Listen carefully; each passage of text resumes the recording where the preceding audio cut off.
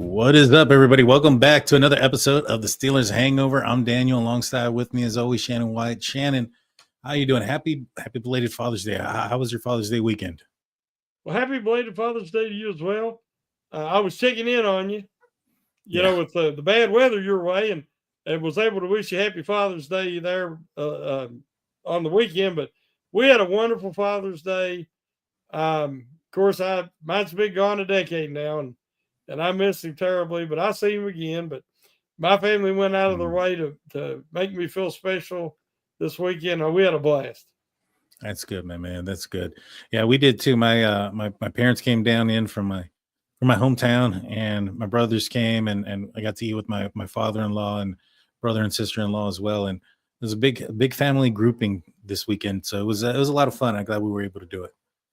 It's just a blessing to be able to make memories. Yes. And that as you get older, you're still younger, but as you get older like me, those memories are priceless. 100%. 100%. No, I agree with you there.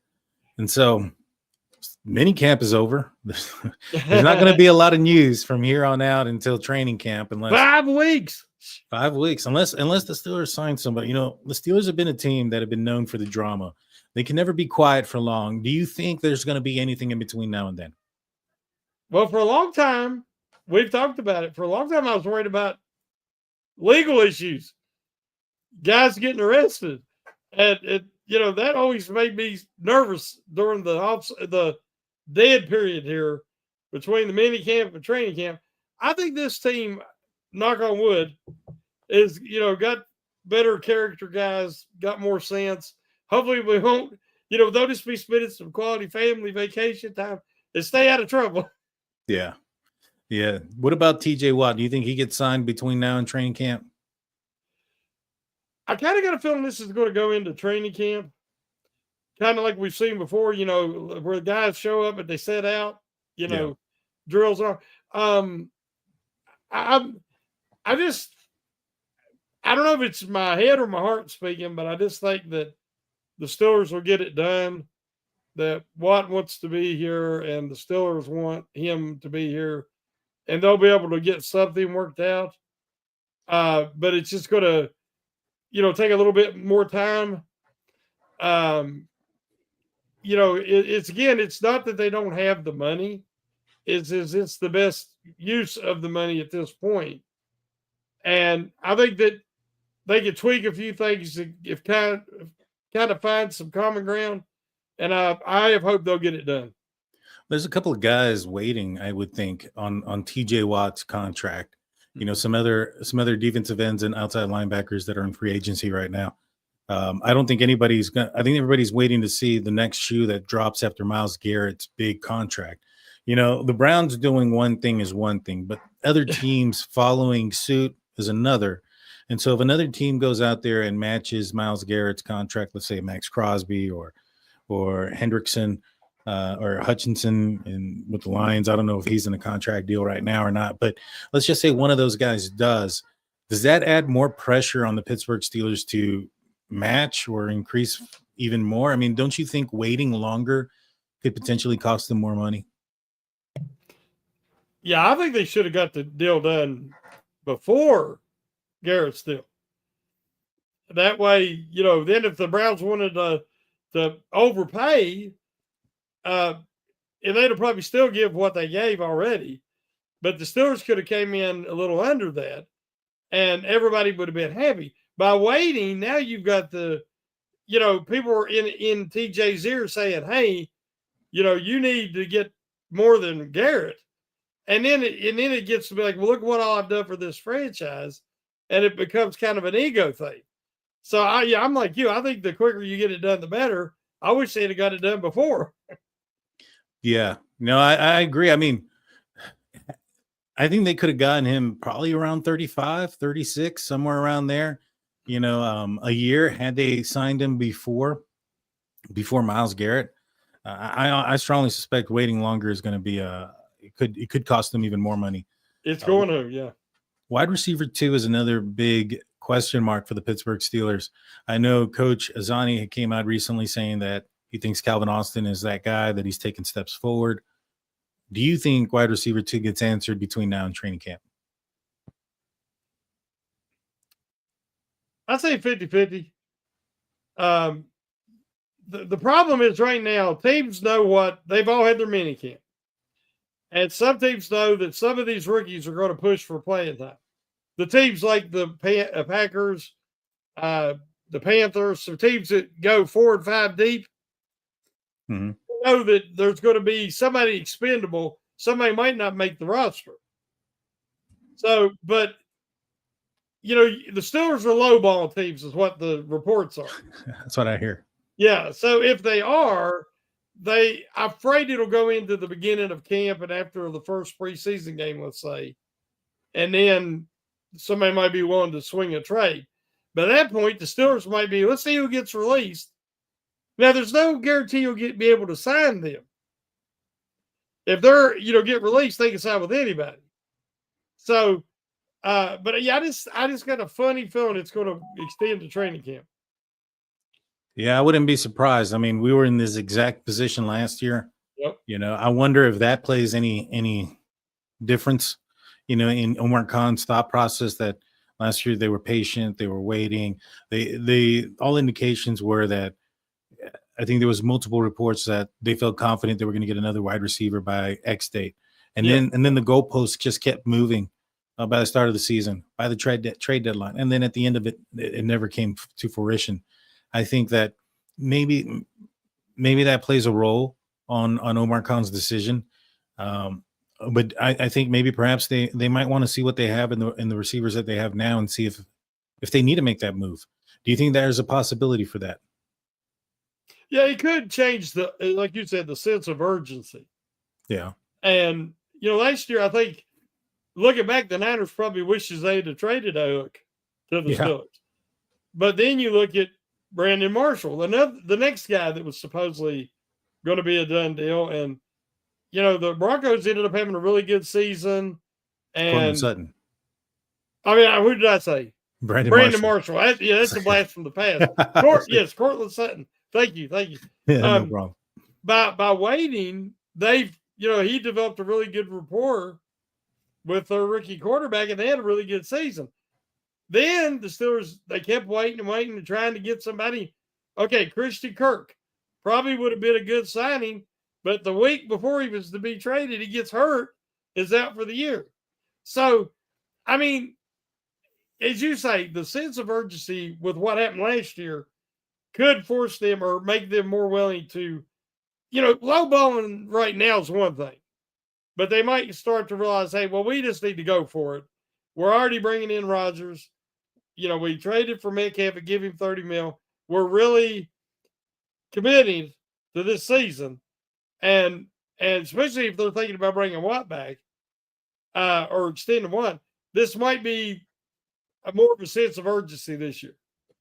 Yeah, I think so. I mean, especially with what Aaron Rodgers is getting paid, I think Aaron Rodgers isn't going to go in there and say, hey, I took a $10 million, $13 million guaranteed contract for you not to go out there and get somebody. You know what I'm saying? So I think that's also going to add some pressure to it.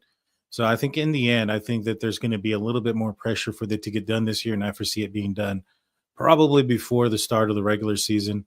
I would hope sooner than later so that rapport can start to be built. Tomlin has been a guy that doesn't necessarily throw out his wide receivers out there right away. Mm-hmm. And so I would like to not have to deal with that, if you know what I mean. Yeah.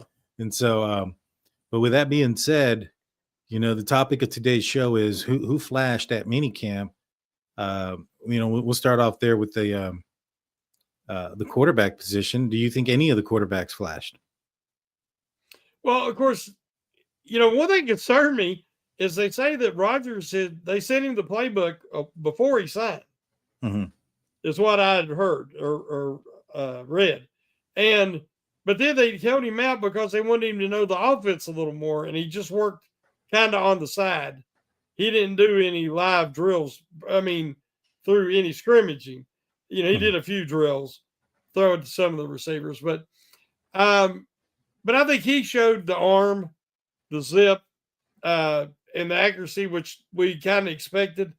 Because even with the Jets last year, the arm strength, it didn't seem to be the problem. or the accuracy. It was more what surrounded him. So, and Mason Rudolph's Mason Rudolph. We know what we got with Mason. To me, Will Howard, he flashed. In the OTAs, Mm-hmm. and then they said there the first day of minicamp he had some struggles early, some accuracy issues, which he's prone to do. Even as a national champion, he started out some games, a little scatterball, a little off on some of his accuracy. Right. But usually as the game went on and he warmed up and got in the flow of the game, that improved as it did at minicamp. And he had a really strong camp. I don't know if you've got to see much of the footage and highlights of him. I did not realize he was as big as he is. Mm-hmm. Him and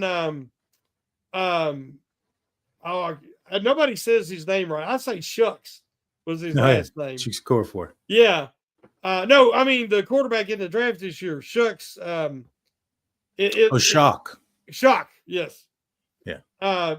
I don't know who's pronouncing it right. I've heard it pronounced different ways. Right. If he gets to play some in the NFL, we'll figure it out. Yeah. But he had prototypical size for a quarterback. The only other guy really, because Sanders is smaller, a lot of them are smaller. Howard is a big man. He's a big boy. And he's actually a really decent athlete, to the point that a lot of people were saying he's a lot like Big Ben as a young player. So I like a lot of what I'm seeing out of him. They said he had a pretty good grasp of the offense, and that he moved better than they expected. And we knew the arm was NFL. I'm not saying he's got the strongest arm out there, but it's strong enough. And so I think that was a positive that he shows some potential. Yeah, I think he did show some potential. He got some adversity right away with that first day of minicamp, and he overcame that. He's definitely a lot bigger than I think a lot of people realize. He's got like tree trunks for legs. He's going to be a person that I can see would be very difficult to bring to the ground, similar to Ben Roethlisberger early on in his career. And so I do see the comparisons. I'm excited for the kid. He gets to sit behind Aaron Rodgers and Mason Rudolph. I think both of those guys are well. I think Aaron Rodgers is at a point in his career where he understands the mentorship aspect of it, and he appreciates that. He's talked about it. Will Howard has talked about how he's kind of taken him under his wing. And so who but a 4-time MVP, 1-time Super Bowl champ, to learn from than Aaron Rodgers? To me, I thought Aaron showed something to me during these throws that he was doing. And that was when you saw him throwing and in same succession with either Will Howard or Mason Rudolph, the ball just flies out of that guy's hand.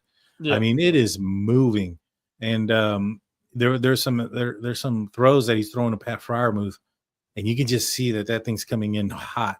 And there's been a lot of reports talking about that. You can hear it whistle as it's going through the air. So, he had a quick delivery last year, got the ball out fast because the offensive line was poor. I think this offensive line will be better. And I think that he won't have to make those throws as fast as possible. And so I'm excited for him. I can't wait for training camp so we can see him in 11 on 11 with the first team out there. He has a lot of a really tight spiral. Yeah. And, some quarterbacks throw the ball, they all throw it differently, but you have your normal rotations. Mm-hmm. But while you got that whistle on his, if you watch it, it's slow motion. I mean, it's got so many RPMs and rotations that it does make that sound. Coming in, the receivers talk about that. And that definitely helps because he's played a lot in cold weather as well, just like Ben did. And the tighter that spiral and the quicker the rotations, the better it cuts through the wind. Yeah, that's true. That is true. I mean, he did play in Lambeau for quite some time there, so he should be not afraid of the cold there, and he should be kind of accustomed to throwing in some of the different elements that are out there. And so I don't foresee him having any issues throwing in the wind or throwing in the AFC North. This is the kind of quarterback that you want for those type of moments. He's also going to make, in my opinion, teams' defenses play honest. I mean, if they come in and they try to collapse on everything up close, he's got the ability to throw it over the top and put the ball where it needs to be. And I'm excited about DK. I mean, that guy looks like he's wearing pads out there. Oh, He's gosh. so big. I mean, if you just seen a picture of him walking around in the locker room, yeah, and somebody said that's the defensive end or an edge guy, you would say, yeah, sure. Yeah. I mean, how many receivers can you say that about? I mean, very Calvin many. Johnson was a tall man. He was but I don't know if I've ever seen a wide receiver built like Metcalf. No. Metcalf looks like an edge guy. He really does. He does, and he looks like a middle linebacker, edge guy. Yeah, 100%. And he's blazing fast. I think he ran like a 4.30 in the combine, which was some years back. So I don't expect him to be as. He ran a 4.3 something. Yeah, 4.3 something. That's correct. Yeah. I mean, he can. Matter of fact, I think it was after his rookie year, like Tariq Hill running some track meets. Yeah. Metcalf did that, and I think he finished second. I mean, for a man, and he was way bigger than everybody else. I remember, I'm older than you, of course, Herschel Walker, and then a few years later, Bo Jackson. Yeah. At third, they were so muscular and such a big frame, winning in college the 100 meters. Oh, wow. And you knew that was a special athlete when you seen that speed with that much muscle packed on. Because, most sprinters are more like Usain Bolt, not Bo Jackson. But DK Metcalf has the height too. I mean, Bolt is a tall, sprinter, but Metcalf has that. But he is such a phenomenal athlete. And I just think that he's already going to be an asset to, we don't think about this, but he's going to be an asset to Porter. Because Porter's going to be covering him the majority of the time, during camp and everything. And he's going to, Porter's got the length, but man, Metcalf will overpower you. Oh, yeah. And I mean, you mentioned the speed, right? Just kind of think of the players that are now on this team. 4.3 DK, 4.3 Calvin Austin, 4.3 Roman Wilson. You have Caleb Johnson, who reached 23 miles per hour on the field. I mean, this is a track meet of a team right now. And not some of the receivers are small, but the other guys are fairly large. And, I'm excited about this team and what they're going to be able to do. They're going to be able to make teams tired. I can see this team be really effective in third and fourth quarter play. Oh, yeah. And the one thing I'm excited is we know Rodgers will throw over the middle. Yeah.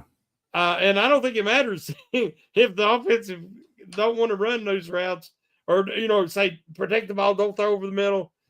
He's going to do it anyway. So good or bad, we're going to see some balls over the middle. Yeah.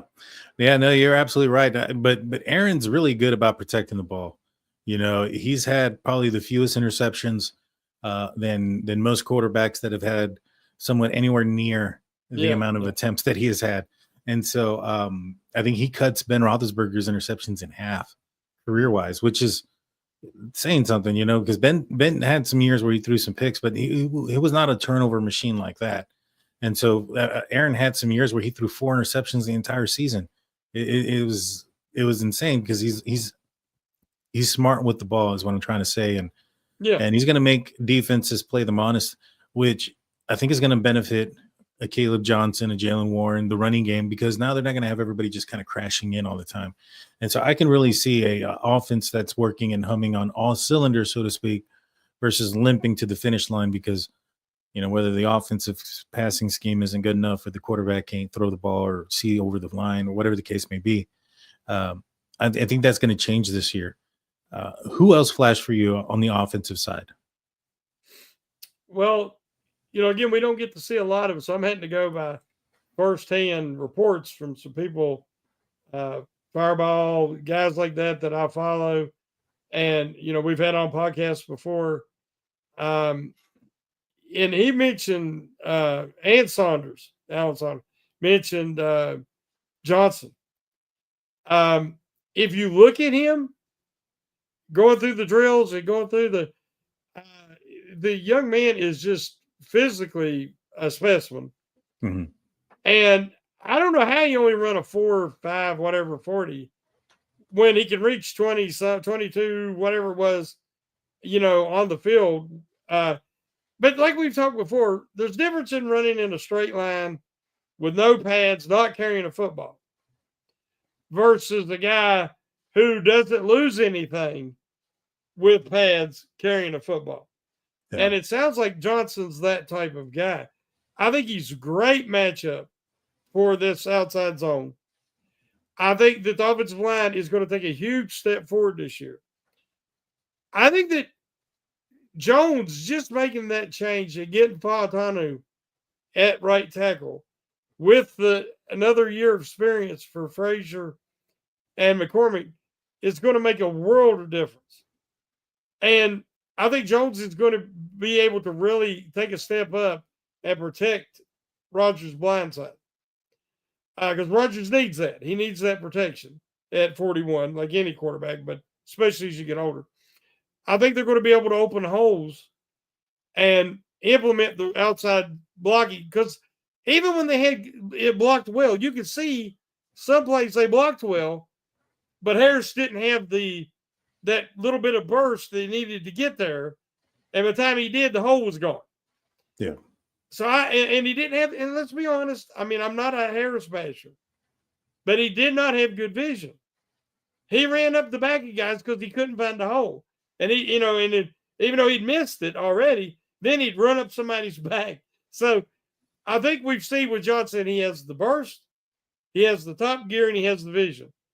And when you've got Warren, who's going to start out as the starter, I believe, and then you got Gainwell, who's a great third down option and all-around weapon, I'm really happy about that running back group. See, I think Gainwell might be used more. And didn't he do some special teams a little bit in his career? He has, yes. Because I don't know if you want to take Warren off on third down. I mean, I don't think there's anybody that can pass protect as good as Warren. No, not on this thing. Yeah, so I don't know if you really want to take off Warren on third down if he's going to be pass protecting or catching out of the backfield to put in a Gainwell. I think that's a step backwards in the pass protection, catching out of the backfield, and the dual threat ability of doing either or, staying in. I mean, teams are going to have to account for him. And so if he stays in, that's somebody who else is just kind of monitoring nothing and not doing their, anything else. Mm-hmm. And if they don't, then he's going to really end up hurting teams. But, Caleb, I'm excited about that young man. I think he has the home run ability that the Steelers have been looking for in that running back position for a while. And like I said, it's going to be a nightmare for defenses, especially if the Steelers can get that wide receiver too. You have some pretty good pass catchers out of the tight end room. You have DK and maybe perhaps another wide receiver. You get that wide receiver too. And then, your running back situation with this offensive line that I think played better running protection than they did pass protection. It could spell for an offense that could be potentially dangerous once they start to gel and get everything together. I think there's going to be a little bit of a learning curve though, or maybe not so much learning curve, but a chemistry curve for these teams to build each other and to learn each other. You know what I'm saying? Oh yeah. The thing that gives me a lot of hope for Gainwell is Aaron Rodgers through the years has had running backs who were good receivers. Yeah. And even last year with the Jets, Bryce Hall and those guys, a lot of wheel routes. People talked about Aaron Rodgers checking down. Well, because teams were taking away Wilson, his number one option at receiver. And they didn't really have a tight end, a strong tight end. Steelers have a few, I think. Yeah. That are going to be upgrades for Rodgers. So they took that away and he had to check down a lot to the running backs. But he throws that wheel route. He anticipates and has good touch on the ball. And it can get rid of the ball across the middle. They say the pressure's coming up the middle and he can sidearm you. And he throws from different angles, a la Pat Mahomes. And he gets that ball out. And Gainwell can do a lot. He's a scat back. He's tough to tackle in space. So I think you're going to see all three of them dress. I'm like you. You might even see Warren on some kickoffs, which we know he's done a little bit. But I think we might see Gainwell on some punt returns. But we're going to see these guys all play, and I do believe that they all have their strengths. And if it's a game that they really are struggling in some pass protection, you're going to see a lot more Warren on third down. But if it's a game that the offensive line has been so limiting, since 2019? Yeah. So I believe the offensive line, if it takes a step forward like I think it will, I think they can utilize all three of them guys. Yeah, I think so too. I think they will. One of the things that Arthur Smith has done is utilize his personnel, and he's used, sometimes to an extent where he gets criticized a little bit, where we think maybe perhaps he should utilize more of his stars than just so much of a rotation. But given his history, I definitely do plan on thinking that we're going to see a healthy dose of all three of them. Let's take a quick break. When we get back, we're going to talk more about who flashed and who to be excited about. Don't go anywhere. Be right back after a few words.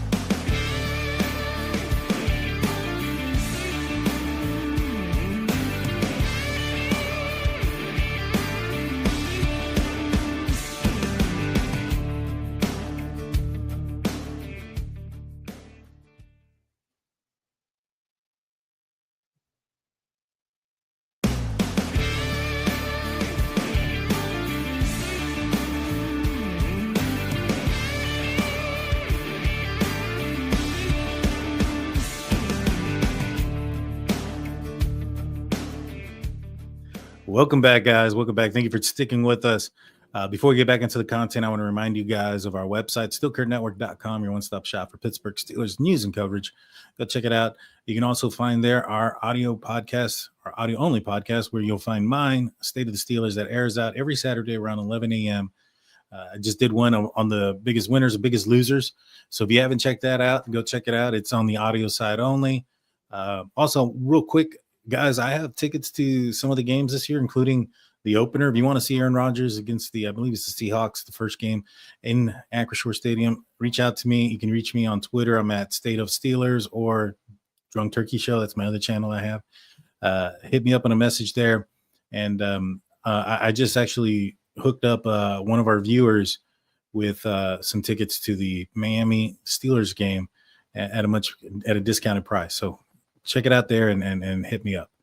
So with that being said, getting back into the conversation, who else do you think flashed on the offensive side? I know we talked a little bit before the show and you mentioned some receivers. I might have maybe a little bit of a disagreement there, but let's start off there with the wide receivers. Outside of DK Metcalf, who do you think flashed?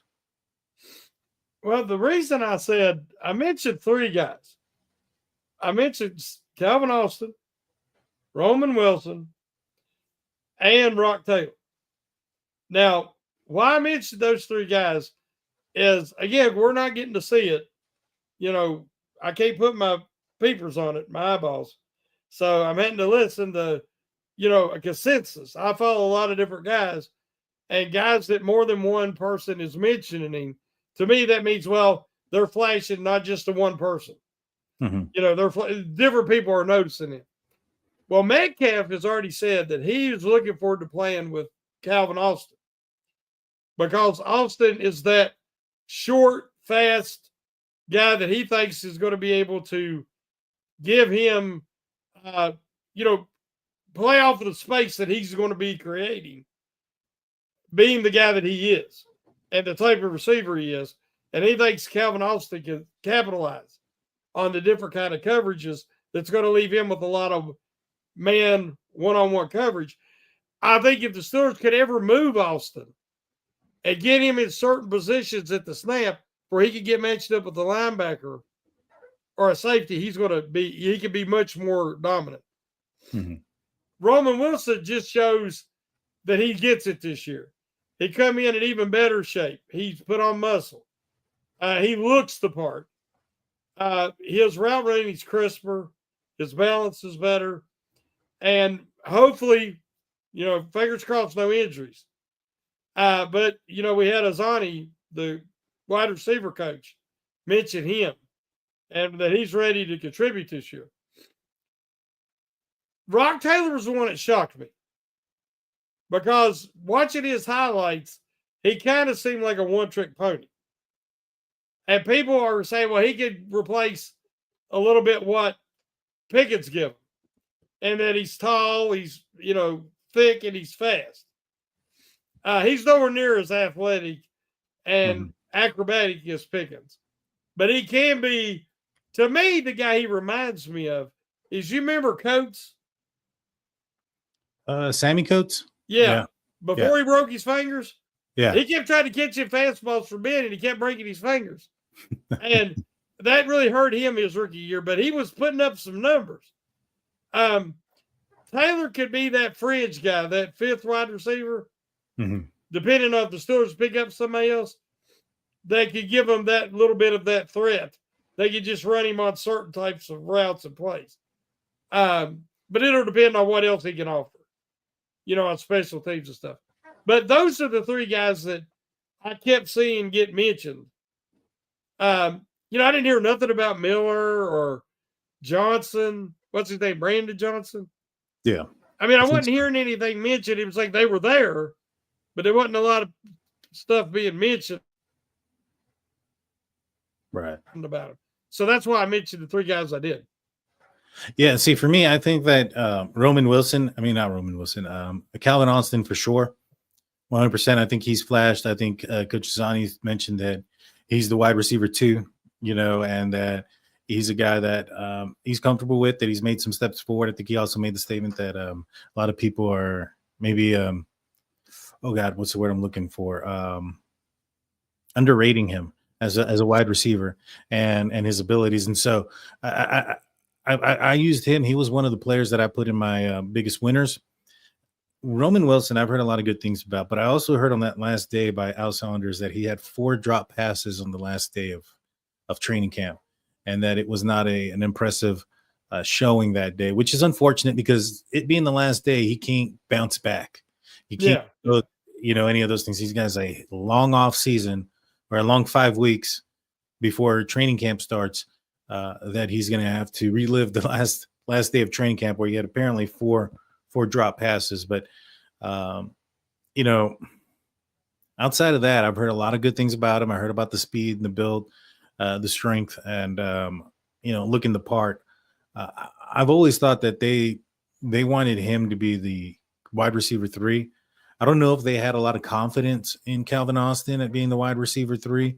I think they had more when they drafted Roman Wilson. Mm-hmm.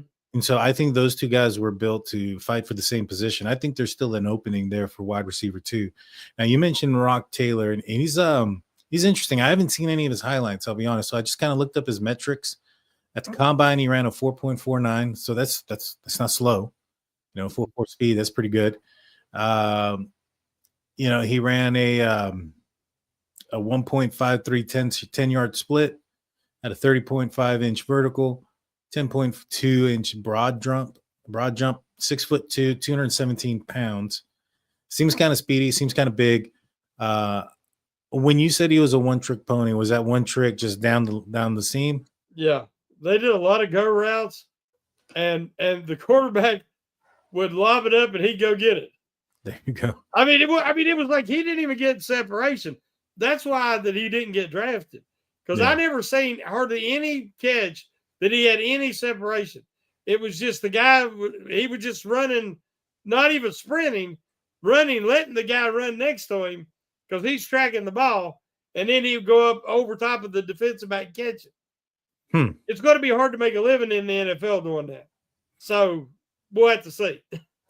Well, George Pickens was trying to make a living because he was always just kind of jogging out there too, waiting for the ball to come down and make these weird, crazy catches.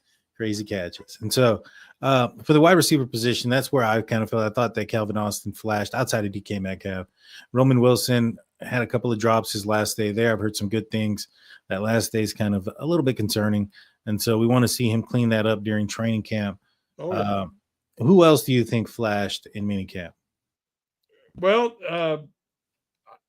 through the whole thing, OTAs, minicamp, the whole offseason, since they reported for the first workouts, it's been Darnell Mount Washington. I mean, 20 pounds, that ain't a lot of weight for a guy that's 6'7". Yeah. But again, he said he cut out sugary drinks and a couple of things, and that's how he lost that weight. But I mean, he was always very athletic, but just in the drills, the stuff we got to see, and then based on what everybody's talking about, he's quicker, he's lighter on his feet, he's more explosive on his routes, and I think it got frustrating for a lot of these guys to run these routes knowing that anything in the middle of the field or down the seams, the ball ain't coming to you. Yeah. The quarterback just wasn't going to throw it. And so, I've often wondered, are they really running as hard as they can? Are they really engaged? Or are they just basically a decoy and they know it? So with a quarterback like Aaron Rodgers or Mason Rudolph, if you're running down that seam and you're open, they're going to hit you with the ball. It's coming your way. So I think that's why a guy like Darnell Washington, because he knew pretty early in the offseason that Wilson was gone, that Fields might be back, but there was a good chance he was going to have another quarterback.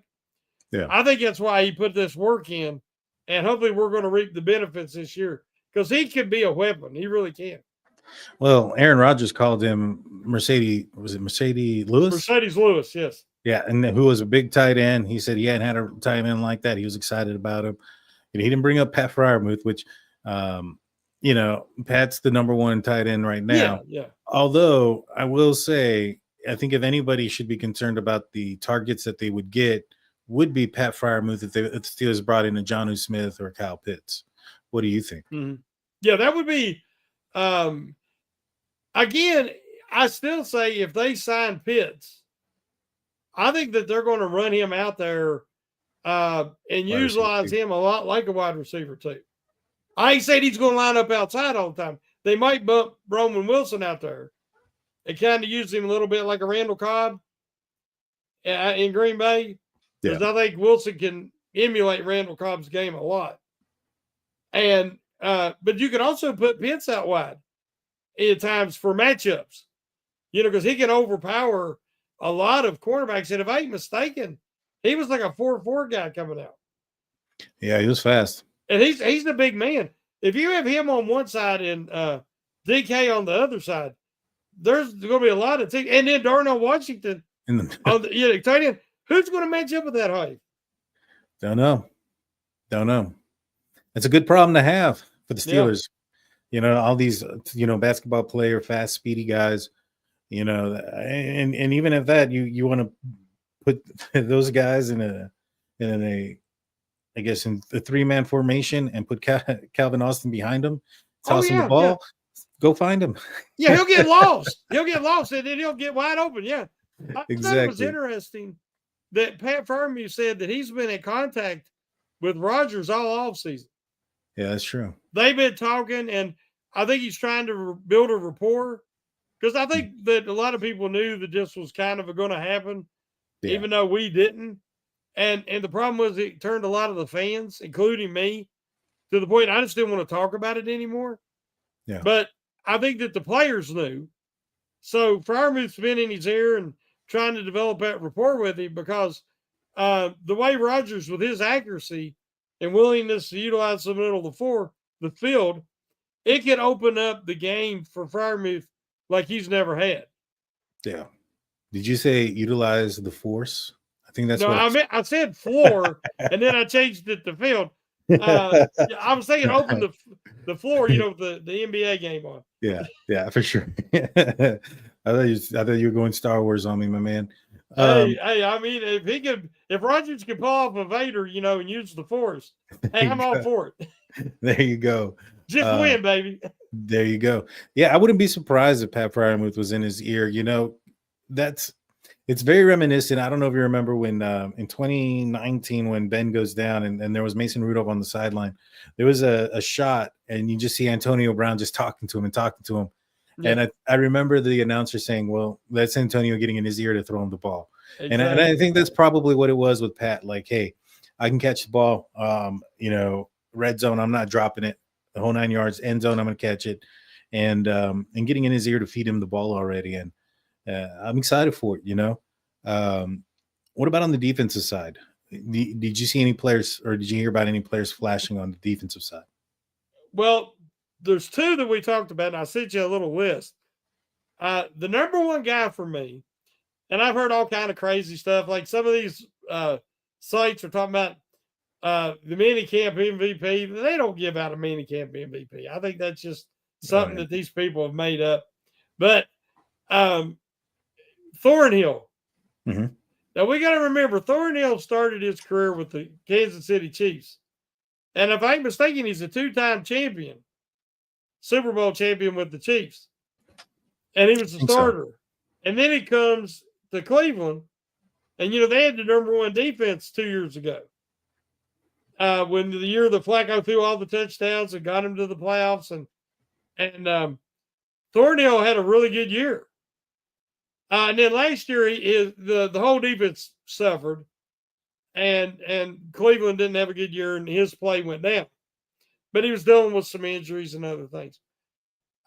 Thornhill, if healthy, gives them, I think, an upgrade over Kelsey by a good bit. Thornhill is versatile in that he can kind of fill in at both safety spots. He's got a nose for the football.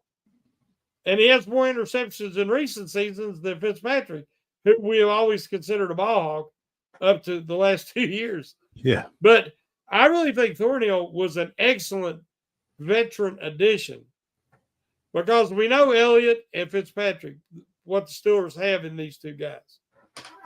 But I'm really encouraged by the depth now at safety with Thornhill. I think that was an excellent acquisition. And supposedly he had a great camp. Yeah, I've heard that as well. For me sticking with the defensive backs, I think that, and I'm going to go kind of 4D chess on here.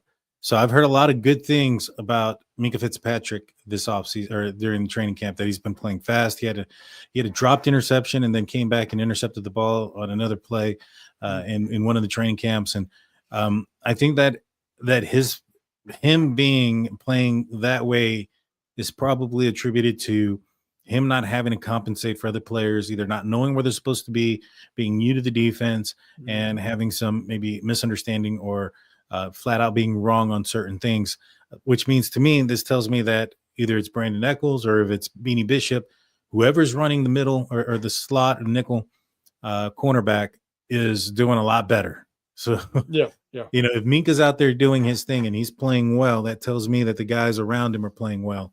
And he's able to just be that ball hawk. And so to me, that tells me that whoever's playing nickel is doing a really good job. And now I wanted to run this by you. Now, this is my dream, and I want to see what yours is.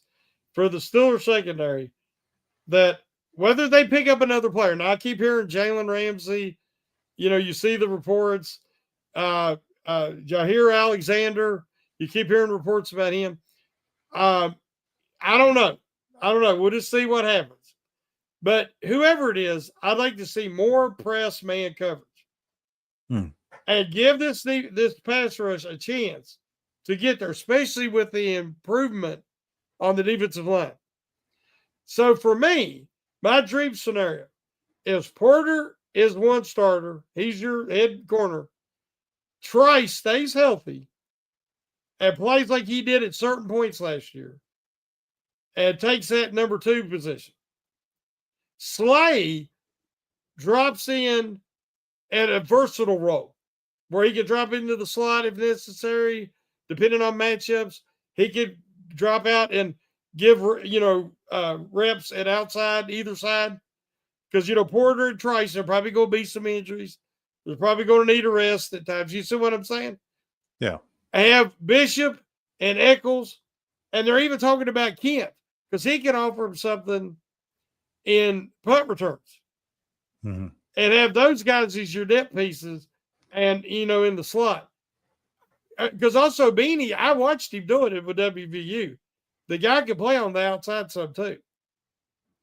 And I want to see these guys develop. And I think one way to help them develop is to utilize them correctly and allow them to be more aggressive. Because look at the safeties you got now, Daniel. They got some guys that can protect that field. I agree. They definitely do. What I think, so I would love for Corey Trice to be that guy. Yeah. I really would. I just think that we would have to see it in stadium before you take off a guy like Darius Slay, who played, I think, all the games last year, wasn't riddled with injury, played at a high level last year, and is getting paid $10 million, I believe. And so I find it that they're probably going to stick with him on the outside. Now, if he struggles, I can see that his leash not be very long. He's only here for a 1-year deal. And so I can see Corey Trice being able to, if he's able to prove himself. When it comes to Slay being versatile, I don't know if he's played a lot of ball in the slot. I think he's been primarily an outside cornerback the majority of his career. He had like 200 some slot snaps, I think, the year before last. I thought he tried had to stay predominantly on the outside. The problem I have with this is he is 34. right. And remember when they brought in Peterson, he was on the upper in his mid 30s. He had lost something. And so they didn't get the Patrick Peterson that they was expecting. And hopefully Slay still has it. But last year, I noticed a lot of times he was matched up on the slower receivers, a lot of number 2 guys, because the Eagles had such depth. Yeah. I want to look that up because I could have swore I had looked this up and he had like less than 10 snaps in the slot. No, I don't know about last year, but this was like a couple years ago. A couple years ago. That he got, if I'm not mistaken, it was 139 or 239 snaps in the slot during that year. How'd he do? I don't remember that. I mean, I just seen he had that many. I don't know what he graded out at. I didn't see the PFF. Yeah. No, I don't watch the Eagles very much, so I didn't know. But I would really like to see Trice, for the young man's sake. I think he's got so much talent, and if he could just stay healthy, that's a dream secondary if it could work out that way. Yeah. And like I said, Slay can offer you so much versatility. And Slay, to me, they brought him in as much to help Porter. Because Slay's always been aggressive, but been able to get away with it without getting flagged every other play. So that's where he needs to work with Porter and say, okay, this is how you do it. This is how you hide it. What do you think about the fact that I think that it was reported that Porter's not going to wear gloves that match the color of the team that he's going up against? Well, I've heard all kinds of things. I heard he was going to wear white gloves. Then I heard he was going to wear black gloves. And then I heard the same thing you said. So I don't know what the truth is.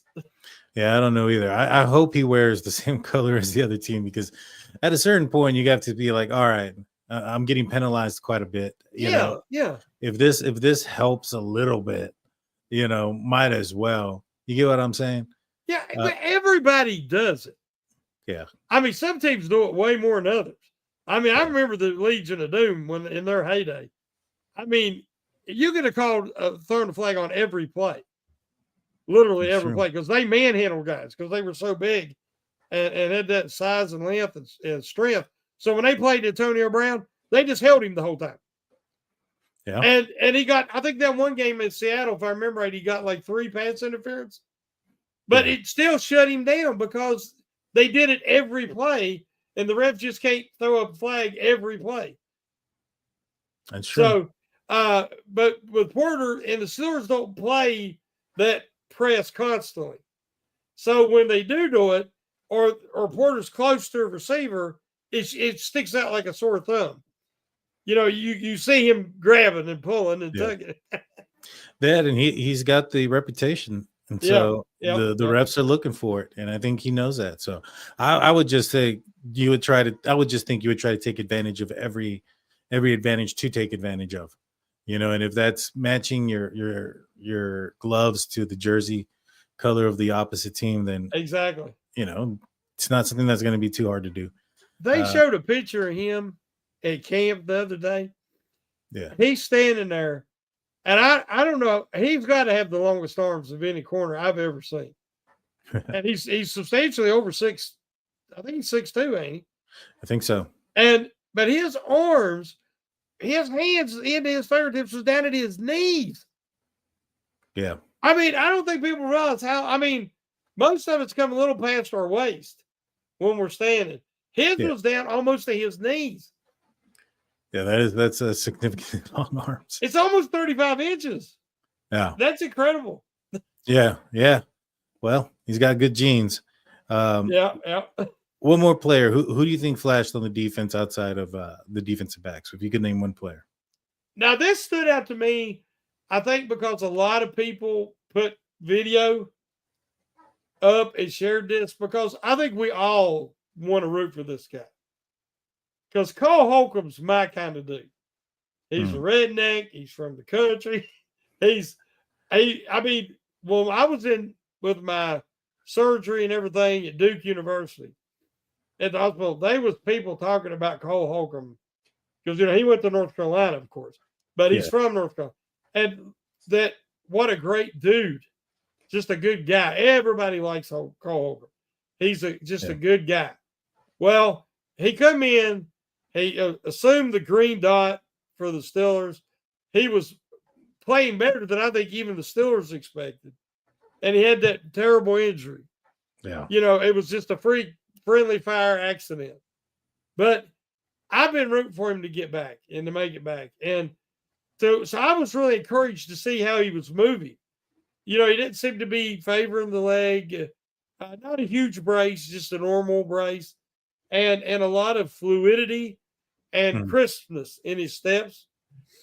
But what stood out to me, and I don't know if I mentioned it to you last week or not. I know I did on the Pup Your Brace. He looks like the Incredible Hulk. Yeah. Now, you can tell work ethic. I mean, I know he's been studying the playbook and he's been rehabbing, but for a while there, he couldn't fully rehab his knee, obviously. He was doing light stuff, just getting his structural integrity back. Well, he didn't ignore his upper body during that time. Let's just say that. Because you can tell by looking at him. My goodness, it looks like a bodybuilder. Yeah. He has packed on so much. But he's super fit. I mean, it ain't like he just bulked up and then he's going to have to cut during camp. I mean, he's bulky, but it's all muscle. And I think he'll be able to engage and disengage with, blockers, even linemen, better than he ever did before. Because I don't know what his weight is, but I'm saying he's 10 to 15 pounds of muscle heavier. Yeah, he looks good. He definitely looks like he's bulked up quite a bit. I'm excited for him too. I think if he can be, what he was, or 90% of what he was, I think that would be a huge addition to this team's depth and the rotation. Oh, yeah. I think he'd be a huge mentor to a guy like Peyton Wilson, and so and Patrick Queen, to be honest with you. I mean, I think they're both fairly young. I know that Patrick Queen has some time in the league, but he started his NFL career at a very young age. So yeah, no, 100%. For me, my last player that I talked about that I think flashed, and I spoke about it, my biggest winners, and I thought he was the biggest winner, and that's Derek Harmon. He was named the starter before training camp, which I like on multiple facets. Last year, I didn't like the fact that the Steelers didn't want to name, Zach Frazier's starter or Fautanu or anybody. They wanted to make them earn it. And, to me, I just felt that you want to have, especially with a new offense and stuff, or new playbook and things, you want to have the most chemistry with the guys that you expect to be out there. Yes. At the best time, at the most opportune time. So I don't know if the Steelers maybe learned from that lesson last year and decided to say, hey, you know what, this guy's it, or if he's just already shown just in shirts and shorts that he's the, probably better than Keanu Benton out there for that position. He's been named the starting left tackle. Good for him. I think you don't get named a starting position before training camp without showing quite a bit. Oh, You with know, the Steelers, as you said, especially, they are slow. How many times have I complained about this? And yeah, you mentioned it last year. I about lost my mind when they were saying Nate Herbig was the starter over Frazier. I'm like, I mean, I told everybody all off season last year that Frazier was the best center in the draft, easy, and I yeah, was right, and he proved it. I said Creed Humphrey was the best center I ever did a draft evaluation on, and people say, "Oh no, he's third or fourth." No, it was Creed Humphrey. Now he's the best in football. I know my lineman, and I said Frazier is the dude, and he was playing hurt towards the end of the year. They've talked about that this week. But mm, it don't matter. The guy's tough as pine knot. I mean, that guy is out there. He's going to play. If he can walk, if he can limp, he's playing. there And you you go. gotta take his helmet away. He's that kind of guy. Um, but finally, the Steelers are like, okay, Harmon's easily the second best lineman, easily, and say he's a starter. So you can lose it. You know, if you're going to be lazy and you don't put the work in, you can lose it.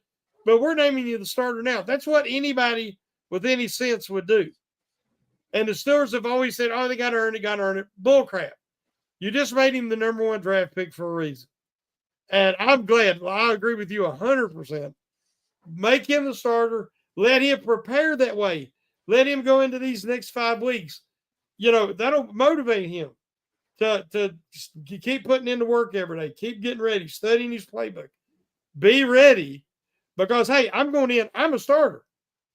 I'm a rookie starter on one of the best defenses potentially in the NFL. And usually Steeler guys are just like, am I going to get a chance? You know, they're going to let me get enough playing time to show what I can do. Forget that nonsense. I like that they just did what they should have done and say, you're the starter. I agree. That showed a difference that I've ever seen in Tomlin. Yeah. Maybe he's willing to adapt after all. It's just been quite almost 20 years for it to happen, but maybe it's happening now.